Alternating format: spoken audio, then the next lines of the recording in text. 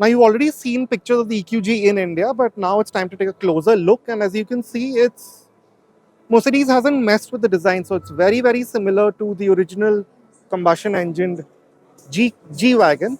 Yes, this grille is different, and so are the lighting elements a bit here and there.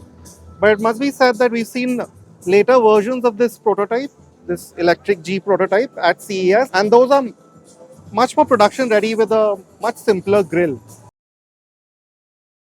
So you have all those traditional iconic elements, the round headlight, like I just mentioned, this top-mounted indicator, the very blocky design, and I'll quickly show you.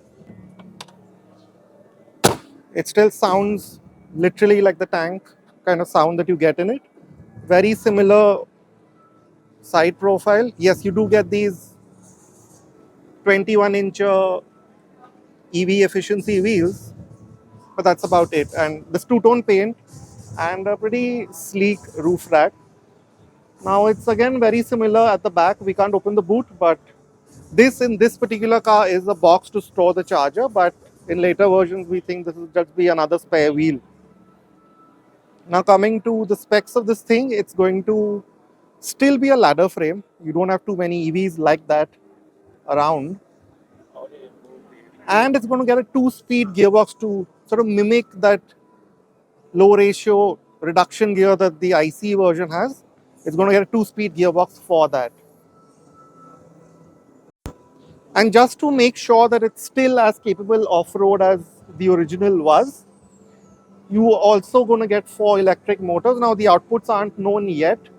So 1 motor at each wheel. So you can expect at least 600 PS and maybe close to 1000 Nm of torque. Very similar maybe to the EQS or the G63 for that matter. It will probably surpass that. Now this is the charging port. Again, very IC-like. Now this car is going to support 200 kilowatts of charging, which is going to make it pretty quick. So yeah, that pretty much sums up the specs, what we know so far at least. And now, quick look at the interior. On the inside, you see again, Mercedes hasn't messed too much with what needn't be messed with. But of course, this is still an older version, so maybe you'll get the newer screen setups with the new MBUX, the new NTG software. You'll get the new center console, maybe the new steering wheel, so on and so forth. These buttons might change to say what is on the EQS for that matter.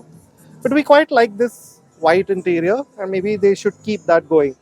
Now, as you can see, in terms of space here, not a lot has changed. Although I can't sit inside and tell you exactly if it's any different from the regular G class, but it looks largely similar considering they've had to pack quite a bit of stuff in here. It's not a completely flat floor, still almost flat, again, very similar to the regular G. So yeah, when you're buying this, you're buying more or less, at least that's what we think, a G-Class that just happens to be electric. Now Mercedes has already confirmed that this car will come to India once it launches. So that should be in about a year and a half. So what do you think it should be priced at? The normal G-Class is already pretty expensive. So this will of course go further than that. But it's going to be probably an EV that you've never experienced before. Please let us know in the comments.